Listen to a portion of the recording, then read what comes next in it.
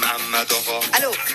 کشت گدا صدات نیمیه بده پول ما برو جون ما محمد آقا جانم دارم میام در خونتون حرف بزنم با ننتون بگم نمیده دنگشو پسرتون میخوام بشم من با پیچتون بابا هفته دیگه دنگو میدم نگو نه نگو نمیشه حساب بانکیم خالی شده صبر کنید آخه چی میشه میدم داداش یک بوسم بالاش میریزم به پاس تو هرچی بخوای حالا نمه بیا تو بقلم دنگ تو میدم فقط نگو به ننم آخ نمه بیا تو بقلم رازمو نگی میشه تو تاج سرم